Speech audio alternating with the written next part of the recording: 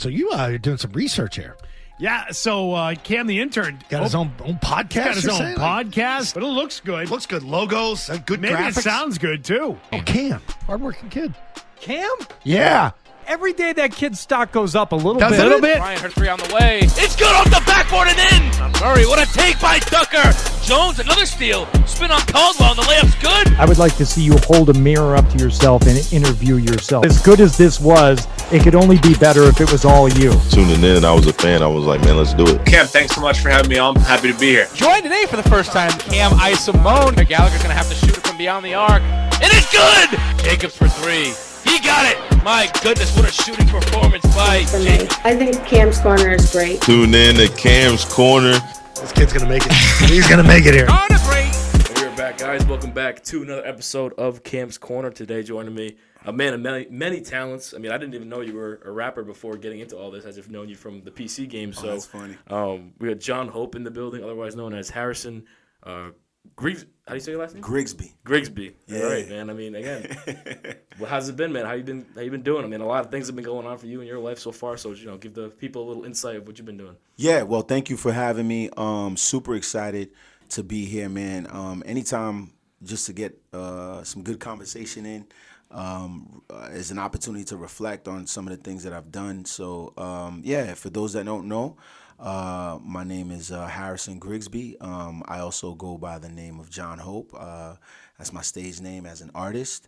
Born and raised in Providence, Rhode Island, and did a little bit of traveling. So I've lived in a number of different places: Richmond, Virginia, Atlanta, Georgia. I lived in Brooklyn. But yeah, I'm a creative. I'm a dad. I'm an educator. Yeah, man, just I feel like I do a lot of things, but, they're all centered around making people feel inspired. So whether it's hosting, whether it's music, whether it's acting, content, whatever the case may be, my intention is for people to leave better than, when I met them. Right, and you're from Rhode Island, like myself, from Providence. I mean, like I grew up here in Johnston, but many people know you from the Friars games, being there, right, man, and everything like that. So, I wanted to know, dig deeper into like your childhood. So when you grew up, so I guess to start off, like, what were some of the things that you pushed for, for yourself, before heading into college, just like that early childhood stage for you? Yeah. Okay, you ready? So, yeah, man. So my childhood, man, was very, very fruitful, very colorful, if you will. That's kind of the word that I always use. I grew up in a single parent household. My mother, she's amazing. She gave birth to three of us, so I'm the oldest of three. My brother Kevin is also an athlete. And my sister Mimi, she played a little bit of basketball as well. Went to Mount Pleasant. Both my brother and sister went to Mount Pleasant. Then my brother transferred to PCD. I went to St. Ray's in Pawtucket. And I've always been like a curious kid. Now that I have some, space and time to kind of reflect, and I'm no longer in survival mode. Like I'm really thriving right now. So now I get to kind of look at, the younger me and just, kind of see how he was moving. So I was always curious. And basketball was my thing. Yeah. Anybody that knows me knows that basketball was, I was a big Charles Barkley fan. Mm-hmm. You know what I mean? Like Charles, I remember crying when John Paxson hit the three when the Bulls won against the Phoenix Suns. So I've always been passionate. But yeah, I had some like many of us do. I had some hurdles to overcome. I was in foster care for a little bit. But I eventually got reunited with my mother. Mm-hmm. But I think when I look back, like I said, and kind of, assess like how I grew up, I look at, before and after, kind of like a BC type of thing. Yeah. Like there was before foster care and then there's after that. And I think after that, I just became extremely self-sufficient. Like I didn't really trust a lot, and so I would be, I had like a lot of different, like I had such a village of people. I was kind of a roamer. Yeah. Like people, different families and stuff kind of took me in. And so I had like this wealth of experience. Like I grew up in like, low income housing. I lived on the north end of, not too far from Providence College. So I grew up in a housing complex called Arbor Glen. And so I had like these two worlds. I was living in, this environment which was rich, and it was we didn't have a lot, but we had community. Yep. But then I would go to St. Ray's and see some of my affluent friends and things of that nature. So I was exposed to things, between 8 and 2:30, and then I'd come home and live in another type of, a different type of way. And so I knew that curiosity, kind of took me outside of, from an imaginative standpoint, like, okay, there's more out there. So like that was my driving force, just that level of curiosity, and that kind of spawned into sports and just, creative writing and music and things of that nature. Right. So you said basketball was obviously your thing. Obviously, you can tell by the room and that basketball is my number one thing too, Yeah. growing up. And I wanted to know too, like you said, you were very curious when you were little. When did your mind like spark where you would find that passion to either be like, a voice over like what you are now and like, like an artist, all those different types of things. When did you start to figure out like what you wanted to do? Man, it was all sort of like simultaneous. Like it wasn't like, because you do it all at once. So it's, you know what I mean? Yeah. It's all happening at the same time. Correct. Yeah. So, I would say, I think for me, once I got into foster care and I started living at different homes, I started relying on writing my experiences. I was doing a lot of like just writing. And so, that's kind of what started like the artistic standpoint. So I was just like mimicking some of my favorite artists growing up at the time. You know what I mean? I'm much older, you know what I'm saying? So I'm going to date myself, but like, like Snoop, Wu-Tang, Redman, like, these are artists that I grew up listening to that I was like, I just wanted to be like. Yeah. And so I started like just inserting my name in their songs, you know what I mean? And that's kind of how, that was like the seed. And then like, it became a neighborhood thing. Like, everybody in Arbor Glen, they kind of knew like, I would make these mixtapes, but it was just kind of circulating in the neighborhood. Yeah. Like I was really nervous because a lot of people only knew me because of basketball. And yeah, man, so the basketball thing stopped. The associate head coach for Brown University is my best friend. His name is TJ Sorrentine. So Coach Sorrentine, that's my brother right there. He was around when I decided that I wanted to do music. In the summertime, we would train. He played at UVM and the University of Vermont, and he was extremely successful. And so in the summertime, we would train. And then one summer, man, I just decided like, yo, this is where I want my passion to be, which is music.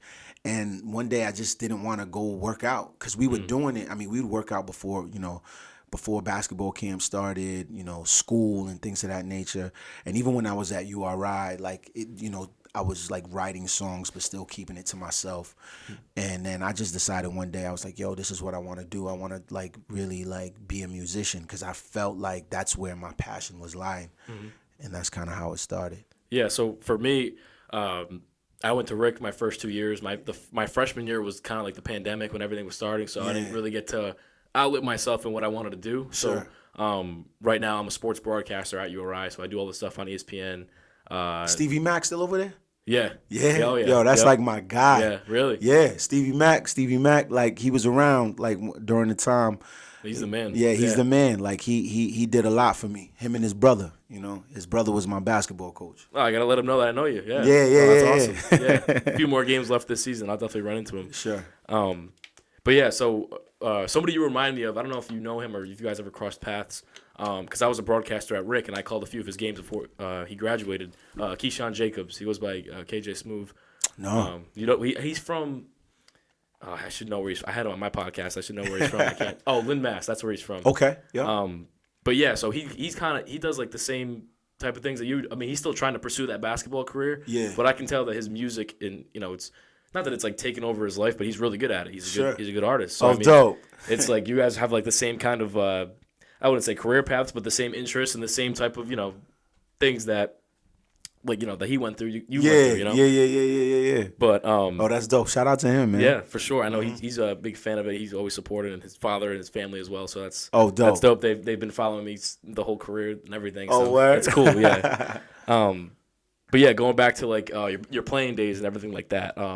Again, we'll get into the Friar stuff a little bit later. But obviously that playing career sparked the voice in everything that you've been doing in your career. So explain a little bit on how you started playing ball in college and like where you were gonna go, like what that career path and that mindset was like after high school. Yeah. So I've always, again, that whole looking back, I believe that I had the Mamba mentality before it was even a thing. Like I was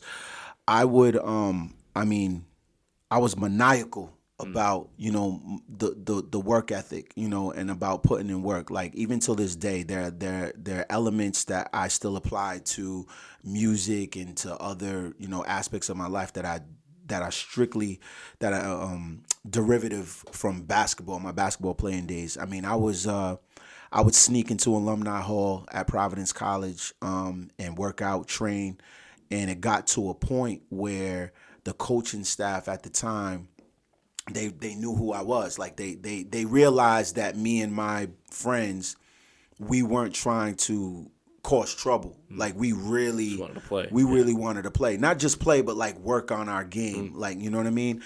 So I mean, there were days I would sleep in Alumni Hall.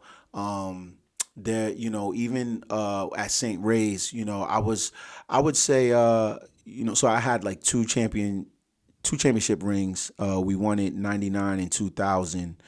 And 2000 I got MVP of the championship game, and I wasn't as good academically as I probably should have been. So I was a little undersized. Like we had such a small team. So like my hope was to go, prep school after and do a PG year. But that didn't really work out, and in the way I wanted to, and so I ended up going to URI through talent development, and I was like a preferred walk-on. And at the time, there was a coach named Tom Garrick. Yep. Who's a legend. Legend. He went to the NBA. One of the few athletes that to go to the NBA from Rhode Island. They just had, not to cut you off, but they just had their jerseys like. That's right. Yeah. The Hall of Fame game was Silk. on Saturday. Yeah. Silk and Kenny Green. Mm-hmm. Yeah, it was pretty remarkable. Yeah. So I had his. I was a big Tom Garrick fan. Mm-hmm. I had his picture in my dorm and whatnot, and so I worked hard.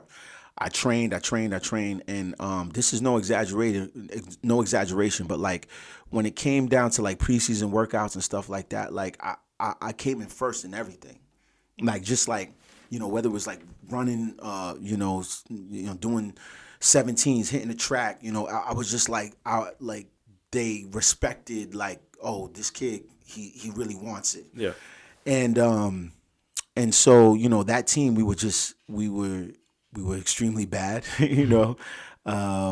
This is me, Zach Marbury, Tavares Bell, right before DeJuan came, DeJuan Robinson, who's, one of the greats over there. He's my brother right there.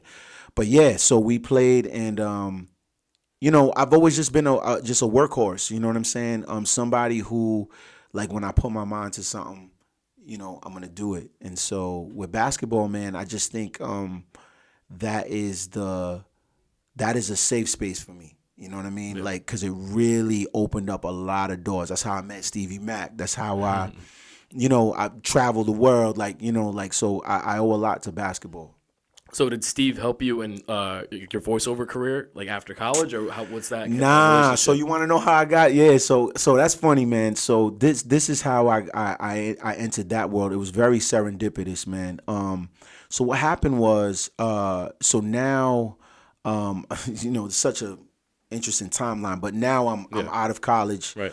I'm doing my thing, musically. This is around the time the blog era. Is so now we don't really need DJs and whatnot. We're putting our music out on the blogs and gaining traction that way. So I was doing my thing, and I started booking college gigs. So I had like a college tour, and PC was on the route. Yeah. And they had me do their Late Night Madness. So I performed at Late Night Madness and killed it. So this is before, Late Night Madness was at Alumni Hall. So it wasn't, at the amp like it is now and such a big spectacle and whatnot. So this is Coach Tim Welsh is the coach. And, I performed and did my thing, bro. Like, I rocked out. And so afterwards, they're like, hey, man, we like the way that you engage the crowd. Would you want to audition for in-game host? So I'm like, yo, I rap. Like, I don't have any experience, but they were like, look, we'll do like a trial and error, and it'll be you. There was an announcer for the Connecticut Sun, and there was a radio host. So it was like 3 of us, and they gave us the script, and we started and like we would have to do hits in the game. And then, they would assess how we would do. So I had no experience, and I just would study like Stuart Scott and like Mario Lopez, and like I would just try to get certain inflections and things of that nature, because I knew like, rapping and performing is much different, than like hosting and whatnot. But I've always been, I have a good inflection and I can speak well and things of that nature. But, there's some elements that I just didn't know. And so, the rest was history, man. And, I'm in this is my 15th season. Wow. Yeah, being the in-game arena host. So I've been through Tim Welsh, Keno Davis, and now,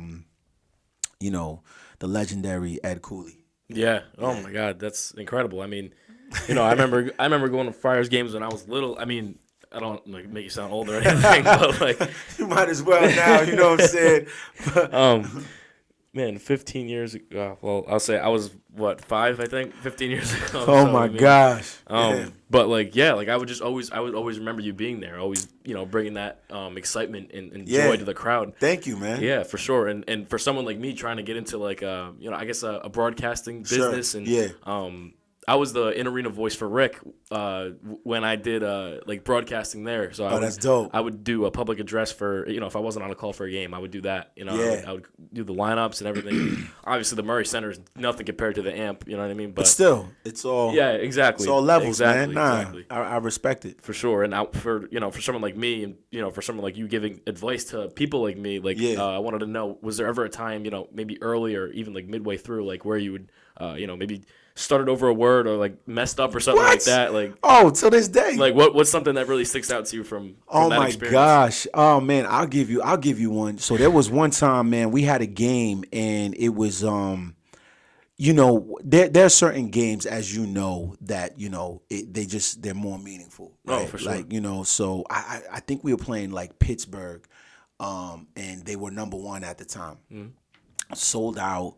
And so we had to do a hit. And it was I had to mention like a law office. Like it was like a The hit is like an ad, right? Or like an ad read or something like that. Like an ad read, but like an encore presentation. Okay. All right. So it was like an encore presentation. So we were honoring somebody. So I'm doing the read, man, and then I just froze, like legit froze, like everything stopped. And like my supervisor was just like, yo, Harry, what are you doing? What are you doing? Like, and I just like, oh my God, like I froze for like, it was like the longest 5 seconds like ever. You know what I mean? These things happen. I think, you know, if you really want to do this, just review the tape, you know, study, you know what I mean? I think the advantage that you have, you know, over me is that you go to school for this. Yeah. You know, there are certain formalities, you know, that I had to learn later on. You know, in order to, you know, I came in straight off hip hop. Yeah. You know what I'm saying? Like no experience to this at all. Yeah. No experience, and I'm blessed. And so, you know, a couple things that, you know, have happened ever since. You know, I did USA basketball. I was a finalist for the Celtics a couple years ago, 2017. And then, you know, just a bunch of other stuff like baseball, like I just, you know, it's been an incredible ride. So, but yeah, I just think, you know, those things are gonna happen. Don't beat yourself up and just keep it pushing. Yeah, we talked about it a little bit earlier too when you came. What has been your favorite game you've been a part of so far? There's so many, man, especially in recent years. Just the way. I think I don't know if there's a specific game that I can answer. What I can say is I'm extremely proud of how the culture has grown at Friartown. You know, there was a time where we would have to, you know, incentivize students to attend games. You know, the Friar fan now is extremely diverse. You know, before there's such a rich history, and so a lot of the Friar fans were like, you know, from the Marvin Barnes era. They were just older, you know what I mean? And so there was sort of a disconnect. There were definitely growing pains, but now, man, I mean, we have elements of tailgating, you know, before games. Like, you know, I mean, they're and it's not just for Big East Conference. It's for non-conference. It's for whether it's you know, I don't know, LaSalle, you know, or Villanova. Like it just runs the gamut. And so for me, I'm proud of the culture and the rituals that, you know, I've been able to, you know, bestow. In addition to DJ Finesse, Coach Cooley, it's a collective. Now, a Friar game now it's like an event. Yeah. It really is like an event. So, I mean, to go from, you know, having to, you know, incentivize students with pizza to, you know, now we have, you know, both student sections and we're sold out. I mean, I'm truly grateful to be a part of it.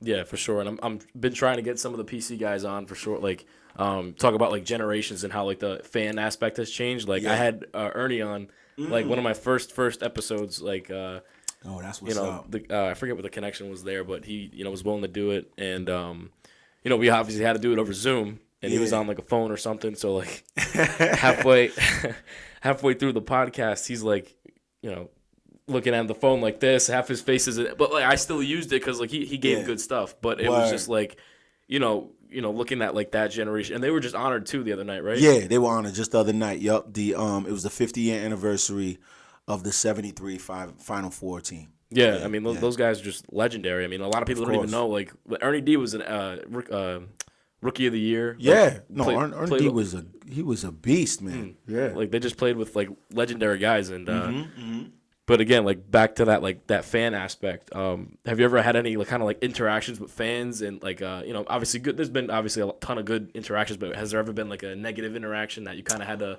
stop anything? Yeah, or like that? Nah. Actually, it's been 100, man. It's been extremely. I honestly can say that, you know, the Friartown has embraced me with open arms. I mean, you know, especially to be able to go this long, you know, outside of Ed Cooley, I'm probably the second most recognizable face on that Jumbotron. Yeah. Like, you know what I mean? And so, you know, for them to, you know, like you said, you know, there are people that grew up, you know, with me, you know what I mean?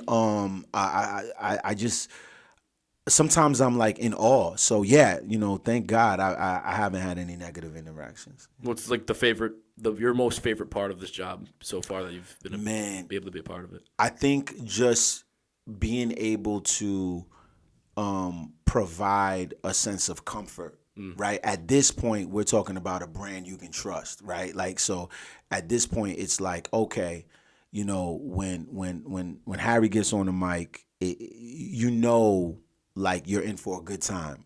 You know that, you know, whether we're winning or losing, like you're still going to be committed and connected to the game because of, you know, whether it's a contest, whether it's, you know, the dance cam or something like that. You know what I mean? Like you're really going to have a good time.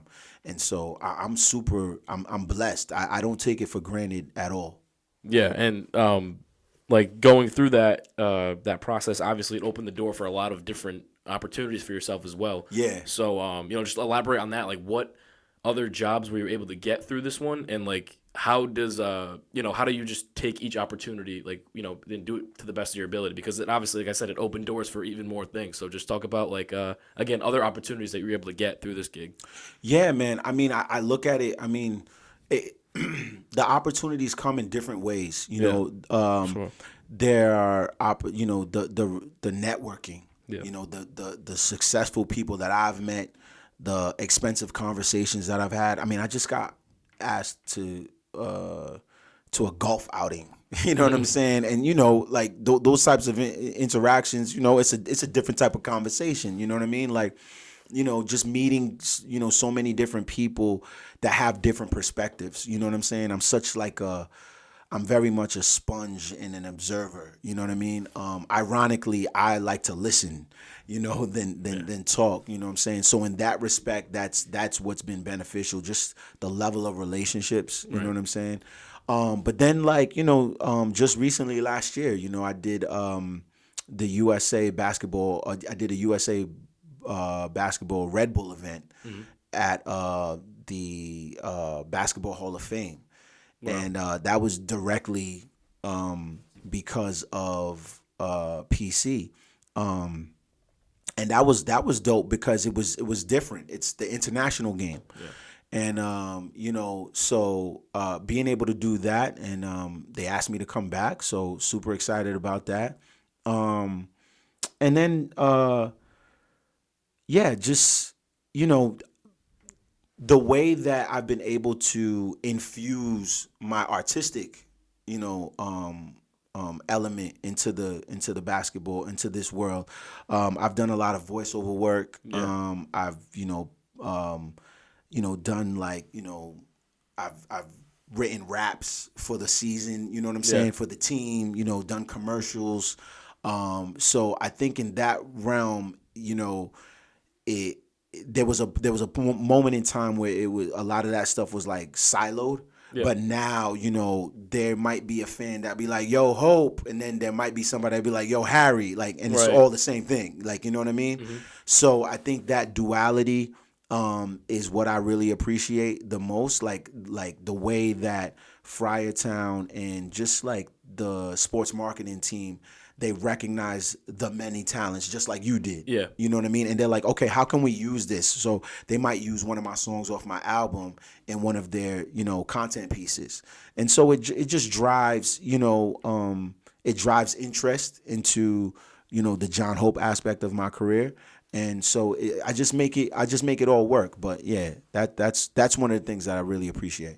I feel like that segues into the next question, like, perfectly, because, you know, we obviously started with music when we first started talking, but you know, where's that name Jon Hope? Where does that stem from? And like, again, just elaborate a little bit more on that music background and how, you know, you just kept with it over the years of doing so many different things. Yeah. So Jon Hope, the way that came about was because so when I first, you know, growing up, people, you know, my nickname was Jeezy. Like, so if you know, like, if you really know me, if you grew up with me, you know, people know that they call me, yo, Harry Jeezy or Jeezy.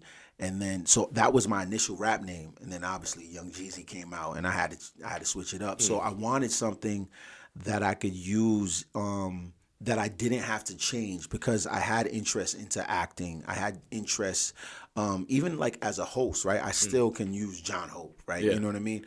So I didn't want anything that was so, you know, different. And so I'm a positive person. I'm a hopeful person. I'm an optimistic person, and hope is the state motto.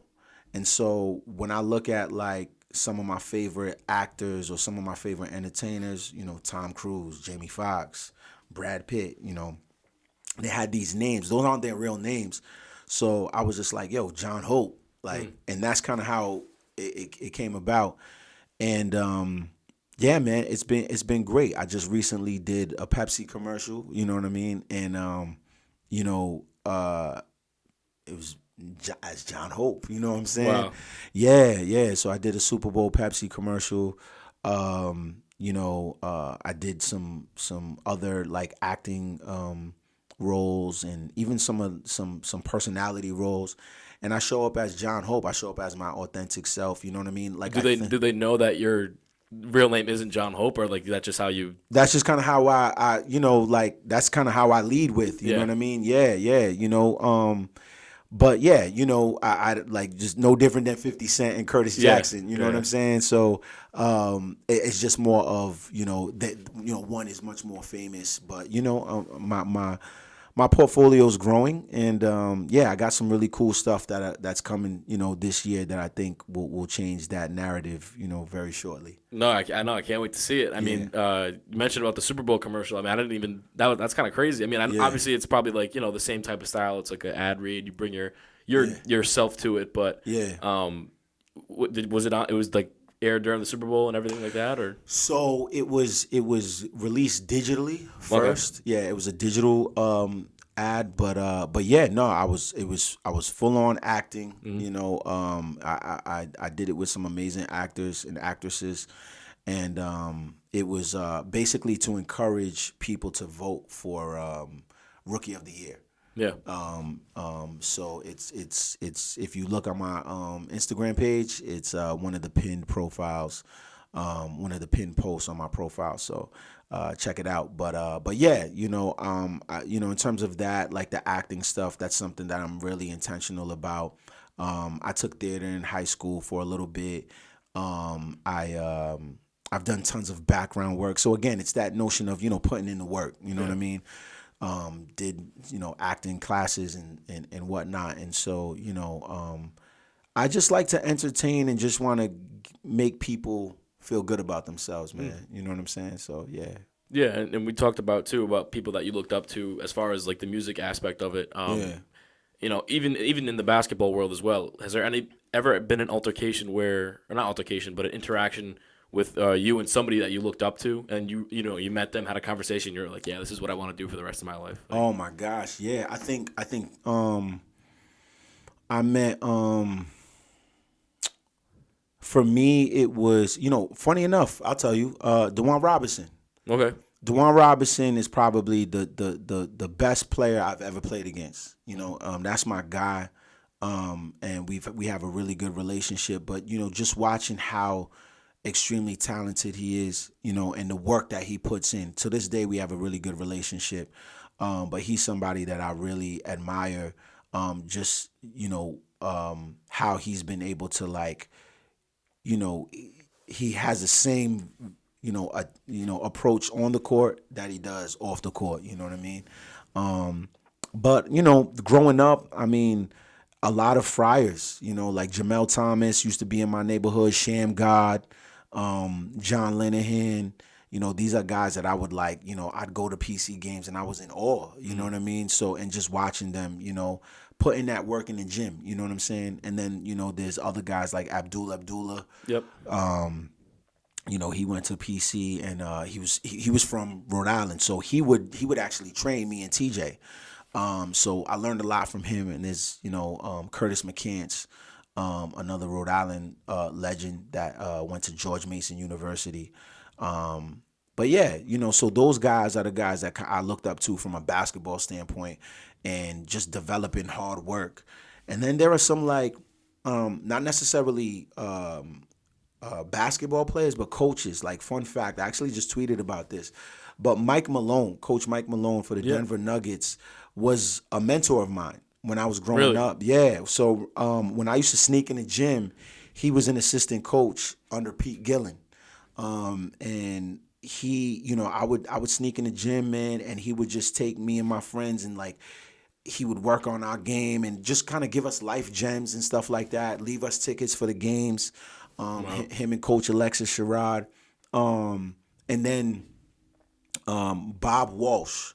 Bob Walsh was an assistant at PC, and he actually used to coach at Rick, and was very instrumental in making Rick the powerhouse that it was for Division III, like in the early 2000s. You know what I mean? And then he ended up coaching at Maine.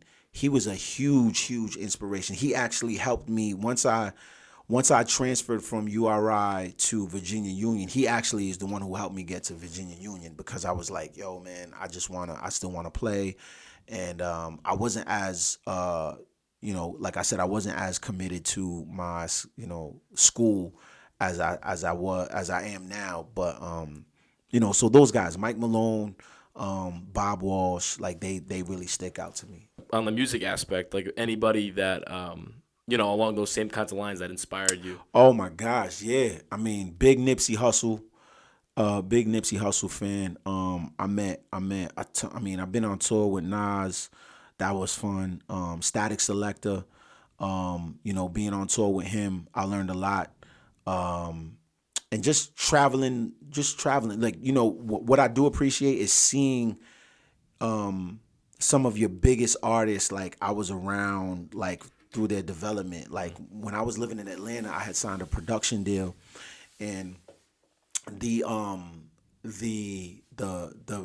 manager, my manager at the time, was running a studio, and I remember the first time that I went to the studio, I actually met Drake. Really? Drake. He was recording his first album, Thank Me Later, at that studio. That same night, Big Sean was upstairs, Killer Mike, Sci-Hi the Prince. Like, it was just this studio where everybody was recording. I remember, like, having dinner with J. Cole. So, like, these are, like, guys, like, obviously these are, like, mega stars. But to be able to have that type of conversation and just see, like, their process was extremely inspiring. You know what I'm saying?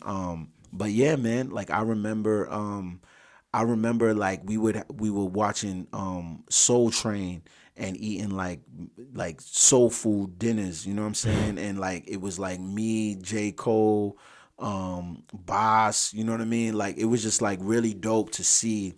Like, this was right when J. Cole first came out, when he signed with Roc Nation and Jay-Z, and he was working on his first album. So yeah, just those types of experiences, are dope, man. For sure. And for me, like, I've met a few people in the sports business, and not that I've lost that like starstruck like feeling when I meet these people, but it's more so humbling for me to be in that presence. Exactly, man.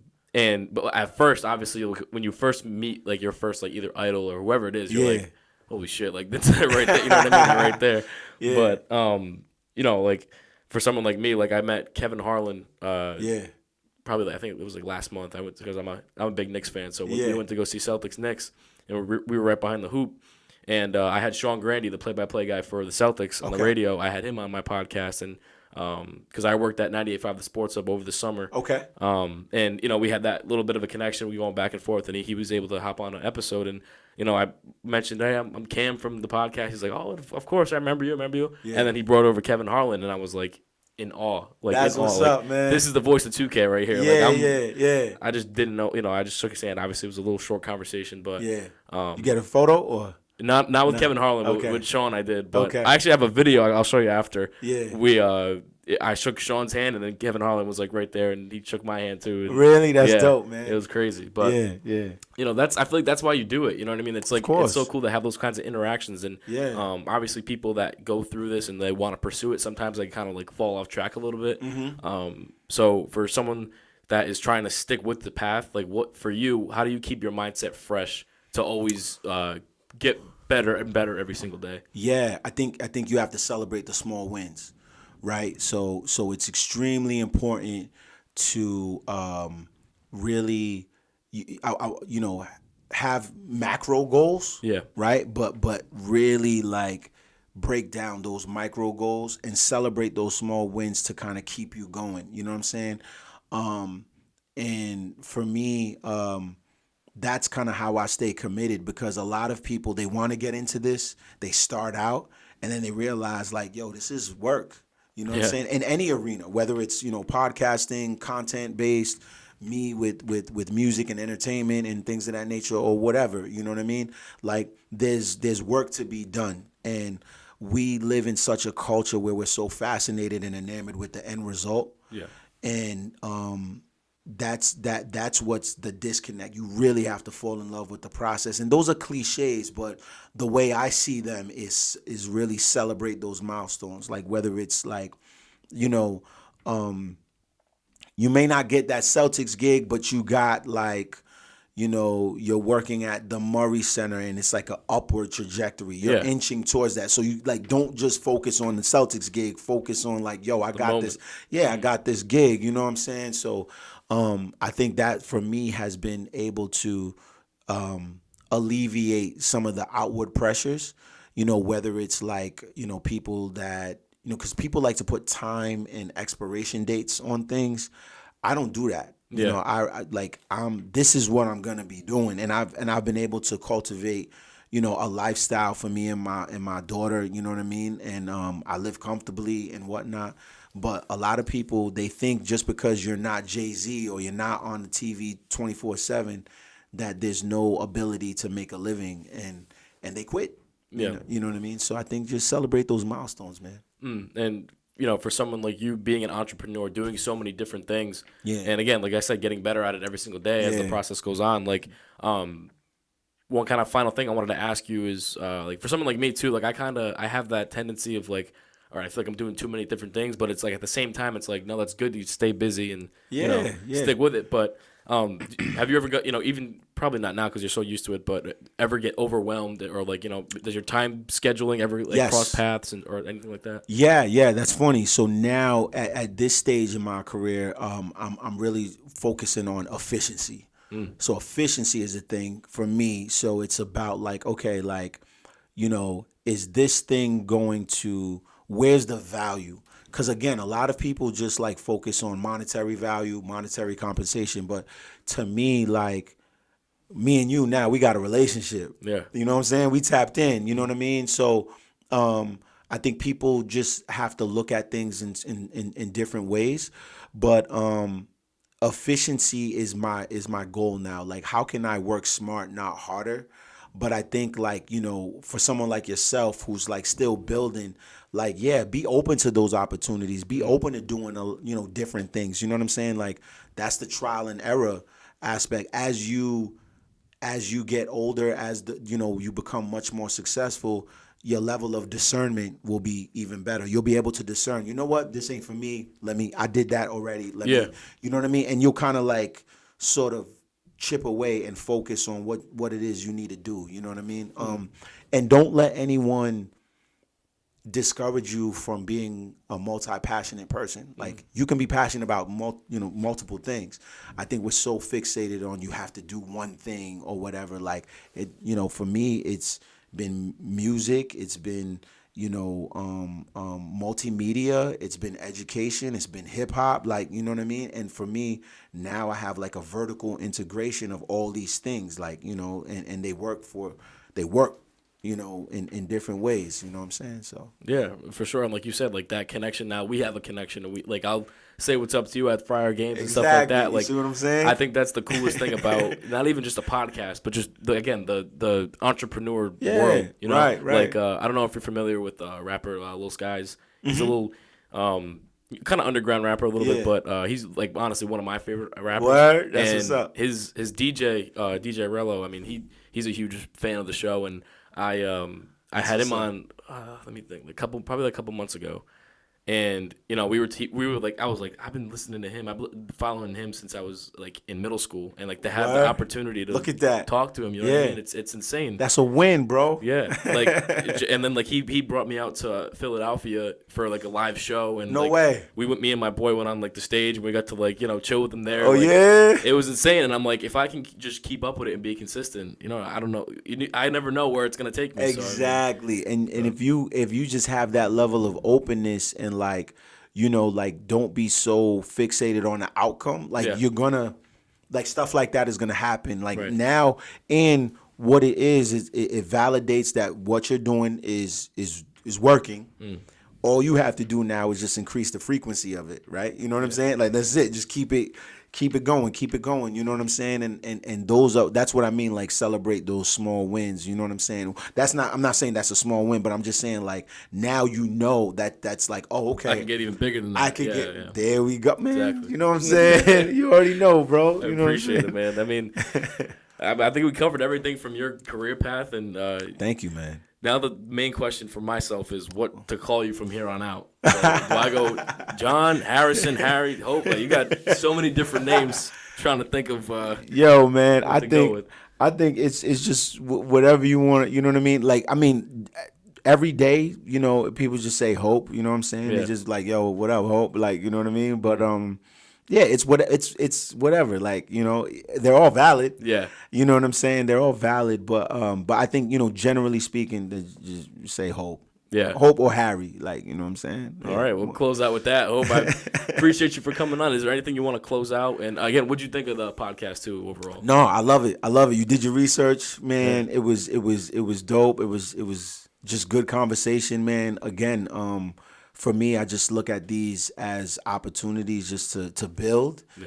And, you know, for one day my daughter can listen, you know what I'm saying? And she knows like her dad was really him, you know what I'm saying? Yeah, for sure. That's awesome, man. Again, I appreciate you for coming down. Thank you, man. This episode will be out. I'm hoping tomorrow. I'm probably going to edit everything tonight. Oh, word? That's It'll be out on all platforms like you guys already know, Instagram, YouTube, all that stuff. So make sure to subscribe, and hope you want to close out on anything, like I said, anything to close out. Just thank you for having me, man. And, yeah, you know, that's it. Yeah. All right, guys. We'll see you guys in the next episode, man.